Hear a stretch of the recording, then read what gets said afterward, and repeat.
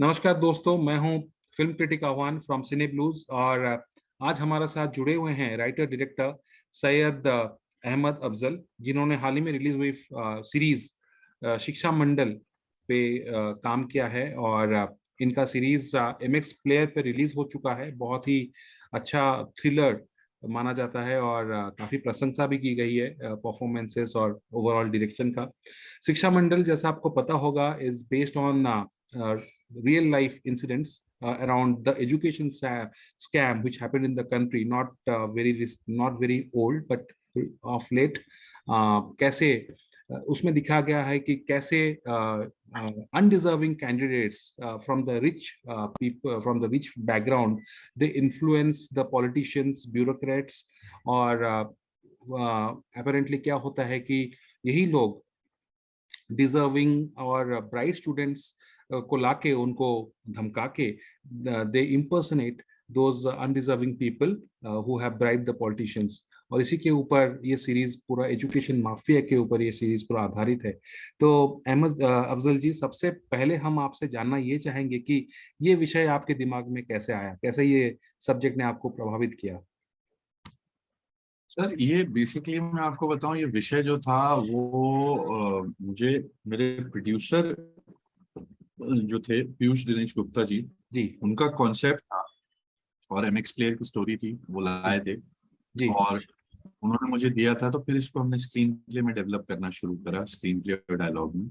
जी मुझे इंटरेस्टिंग इसलिए लगा क्योंकि ऑब्वियसली मैंने इससे पहले इस तरह के सब्जेक्ट से डील नहीं करा था। जी साथ ही साथ मुझे लगा कि बहुत रिलेटेबल होगा यूथ के लिए, आज के यूथ के लिए, उसके साथ साथ उनके पेरेंट्स के लिए भी और सोसाइटी के लिए भी। जी चैलेंज इसमें बस यही था कि कुछ इस स्कैम से रिलेटेड या इस तरह की चीजें आ चुकी थी, तो हमें कैसे इसको स्टैंड आउट करवाना था या उसका ट्रीटमेंट कैसा रखना था जो कि वो जिसे कहते हैं ना कि अपने आप में उसमें एक फ्रेशनेस लगे। तो जी हमने इसको एक बहुत ही इमोशनल एंगल से लिया था, from a families point of view.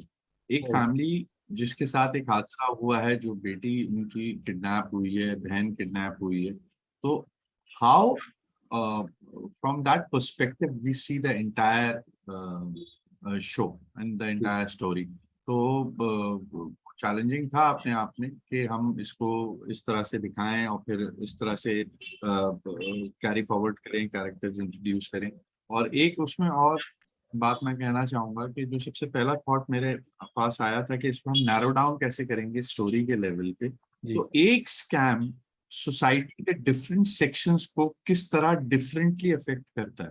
हाँ एक स्कैम जो अल्ट्रा रिच नीश क्लास कैसे अफेक्ट करता है, फिर वही scam lower middle class, upper middle class को कैसे अफेक्ट करता है, और जी फिर वही scam down trodden below the poverty line लोगों को कैसे अफेक्ट करता है।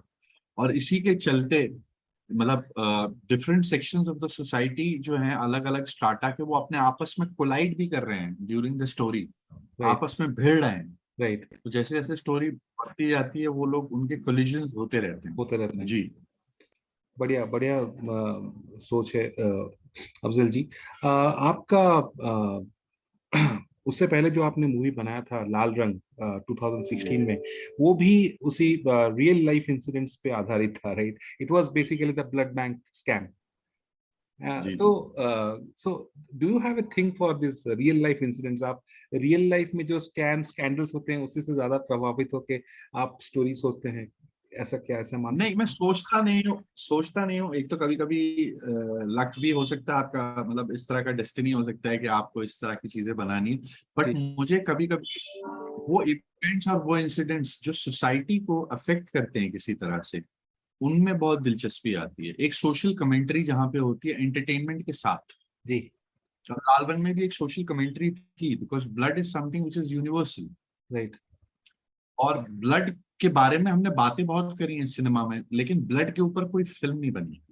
बिल्कुल तो ये पहली फिल्म थी दुनिया में मेरे ख्याल से जो ब्लड के ऊपर बनी थी, मतलब ब्लड उसका जी बेस था। तो जी यही चीज हमने यहाँ पर भी कोशिश करी है कि जो सोशल नरेटिव है, सोशल कमेंट्री है, जी आप अपने काम के थ्रू कैसे दे सकते हैं। मैं ये नहीं कहता कि मैंने इसको प्रीची बनाने की कोशिश की है, मैंने इसको फुल फ्लेजेड एंटरटेनमेंट राइट, के तौर पे ही देखा है। थ्रिलर की तरह, लेकिन हाँ। हाँ, लेकिन उसके जरिए आप क्या अवेयरनेस ला सकते हैं लोगों में, एंटरटेनमेंट के साथ अगर एक अवेयरनेस साथ में आ जाए तो फिर उसका मजा अलग होता है। जी, प्रीची बनाने की कोशिश करते हैं ना तो वहां पे जनता बोर हो जाती है, वो ये कहती है कि हम भी तो इंटेलिजेंट हैं, we also know enough. So I think it is always wise to say your what you want to say, what is your voice in a जी, very entertaining right. Manner. Afzal ji, आपने इसका स्क्रीन प्ले भी लिखा है, so basically you have won the hat of both writer and director. तो क्या ये मुश्किल होता है? जी बहुत मुश्किल होता है। मुश्किल इस तरह से होता है, आपको बताऊं कि जी, दो इसके पहलू हैं कि जब आप राइटर लिख रहे होते हैं तो आप सिर्फ राइटर्स हैट पहने होते हैं, उस वक्त फिल्म मेकर्स हैट नहीं पहने होते। राइट, तो आप वो लिखते हैं और कभी कभी क्या होता है कि आप as a writer self indulgent भी हो जाते हैं। जी, तो जब सेल्फ इंटेलिजेंट हो जाते हैं तो उसमें राइटिंग अफेक्ट होती है। जी, लेकिन जब आप फिल्म मेकर्स हैट पहनते हैं तो जी, आप राइटर्स का हैट उतार देते हैं और फिर देखते हैं कि आपने क्या गलतियां की थी एज अ राइटर। राइट, वो आइडेंटिफाई करना, you need to be really honest with your work. आप जी, सिर्फ ये नहीं कि जो आपने लिख दिया वो लिख दिया है, जी, मतलब वो खरी पे लकीर हो गई, ऐसा कुछ नहीं। आप उसको रीराइट भी करते हो। मेरे ख्याल से जो अच्छा, बेस्ट राइटिंग होती है ना, वो होती है when you edit your writing. अच्छा, that is the best writing.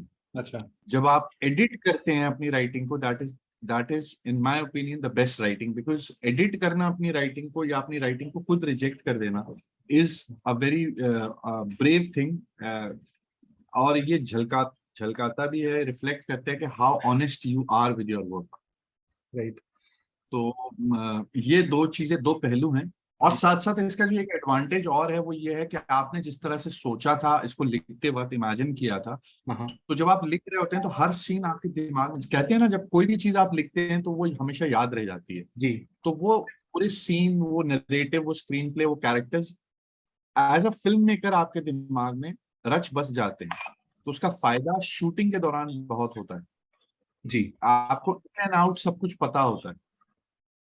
तो ये हाँ, एक फायदा है राइटर फिल्म मेकर का। उसके डिसएडवांटेज भी मैंने बताया कि सेल्फ इंडल्जेंट भी हो जाता है आदमी, बट राइट, उसको भी करेक्ट करना पड़ता है। हाँ। जी लेकिन दोनों का अथॉरिटी आप पे रहता, मतलब ओनरशिप आप पे रहता है, बिकॉज यू आर बोथ। हाँ, और उसके ऊपर उसकी उसकी वजह से रिस्पॉन्सिबिलिटी और प्रेशर बहुत आ जाता है। जैसे वो स्पाइडरमैन का एक डायलॉग है शायद कि पावर के साथ रिस्पॉन्सिबिलिटी भी रिस्पॉन्सिबिलिटी विद आती बिगर power comes bigger responsibility.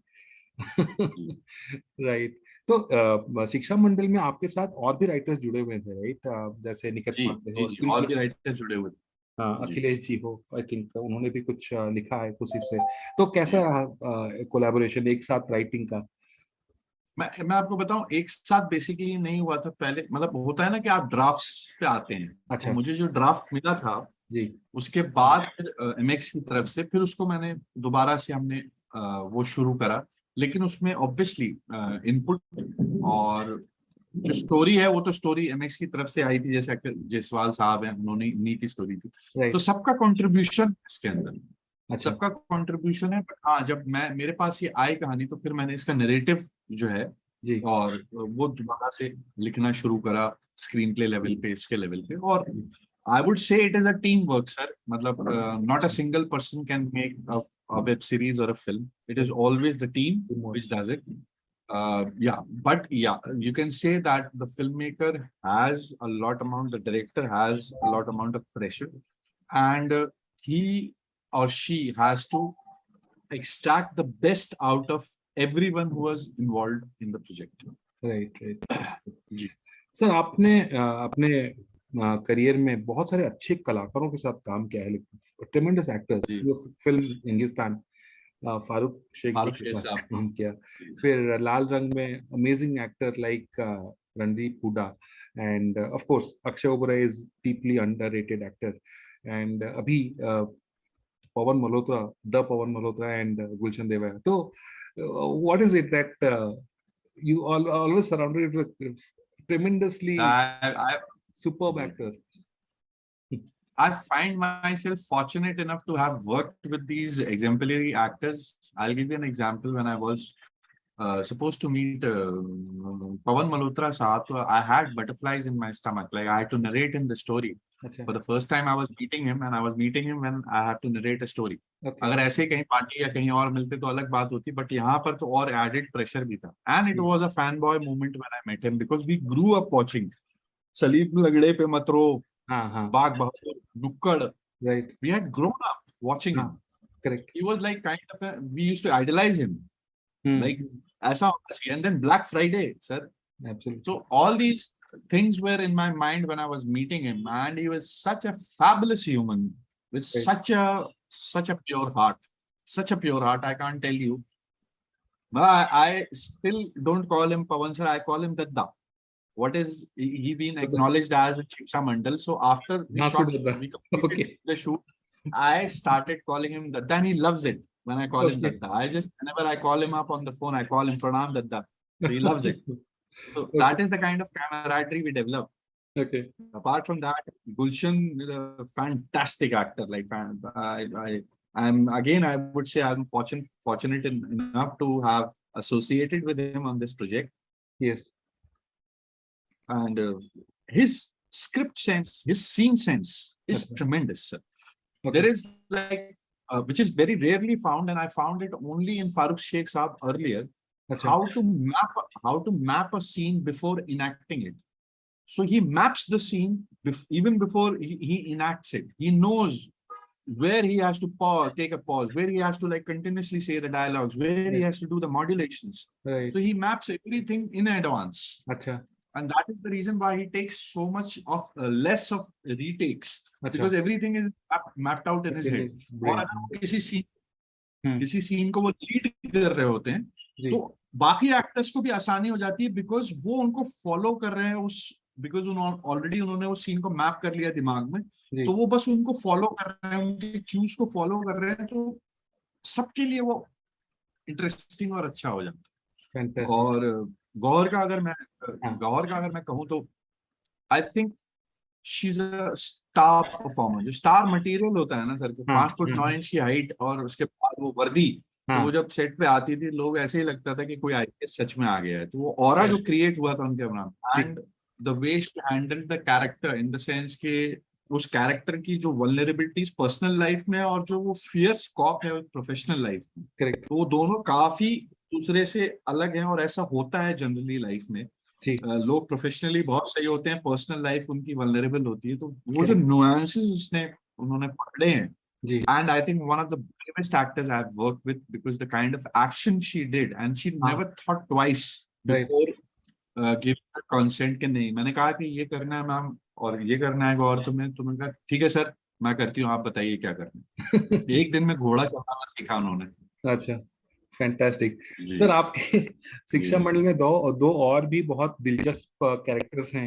I have जी written about that in my review as well.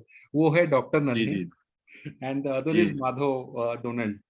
तो जी हाउ डिड यू जी कम जी. Across these two characters? कैसे अरे सोचा था सर आपने? तब मतलब इसकी मैं कभी कभी सोचता हूँ कि ये कैसे दिमाग में आया है, but I think when you have such fantastic actors and like such actors with such a huge range. If you see Jayant Kumar, who has played Madhav Donald, right.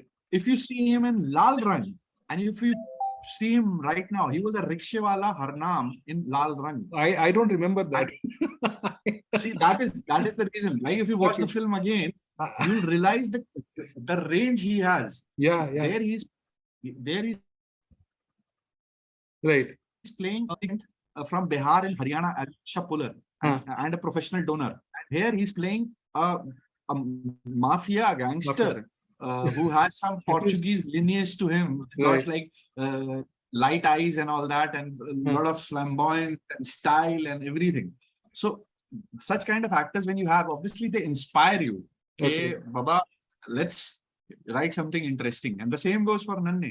Like if you see Lal Rang, and then Lal Rang, I remember him. He was one of the donor, that Baba, right? He was a Baba. And here he and recently he's worked in such Maharani. interesting projects. Like he was part of Shamshera, he was part of Shamshera. He has played a very vital role in Maharani, Maharani, being Huma exactly. Yeah. Qureshi's brother, Brother. younger brother, cousin. And then he played a very interesting role in Nirmal Nirmal Ghar Kumari Waapsi. Gharwa. Right, right. हाँ, Nirmal Pathak ki Ghar Nirmal Waapsi. Pathak की घर वापसी, Nirmal Pathak निर्मल ki Ghar पाठक की घर Waapsi. वापसी. So, मतलब it's tremendous. मतलब Yeah. the way these people change themselves while going under the skin of the character, it is tremendous, sir. Like Right. I sometimes get surprised when I go, like, how did you do it? So basically, Okay. like they're all trained actors, method involved. So I think, yeah, and like they've been part of my films for a very long time now. There was a film called Bharat Company also, in which 2017, right? You made in yeah, 2017. in which this Madhav Donald played a kinner. He played a kinner. Okay. Yeah, absolutely. Okay. So the kind of range they have. Yeah. He played a kinner. I think it's coming on Sony. Wow, or something. Like if you get some time, then you can watch it. Yeah. Yeah. Yeah. Fantastic. Like, Yeah. these are the people who make it, like, who make the series or the entire subject so The world of it. The worthy world. worthy of remembering. Yeah. Yeah. So these are the characters who make it so memorable. Sir, Mm. who is a favorite among all these people? I can't say, man. Now, Everyone. you cannot ask the mother which child is the favorite. You Oh can't God. ask. I So have been getting this answer from literally every filmmaker that I can't choose between my directors, my yeah, actors. no, I can't choose. All of them have put their heart out. Right. They've given their heart out and the blood and sweat to Yes. the series. So it would be unfair, like, to pick a favorite from there. All are my favorites. All have done amazing, fantastic work, and I have exceeded my expectations from them. Fantastic, fantastic. And sir, my last question to you: what next for you? What next? I can't disclose it now, but something would be coming soon. So in the sense, announcements and all that. There are a lot of things in the pipeline. There are feature films, there are long formats, like producing also some stuff. So all will come gradually out, and like you'll get to know. And sure, we'll keep in touch. So you'll also get to know about it. Yes. So with this, we are concluding our show. Hope you like it. And sir, thanks a lot for your time, and we wish you all the very best for your upcoming projects. I'm sure that Shiksha Mandal is widely acclaimed, and it's widely praised among our audience base also. Yeah. Thank you बहुत अच्छा so much, लगा आपसे Rahul. बात करके, and मुझे भी thanks. बहुत शुक्रिया.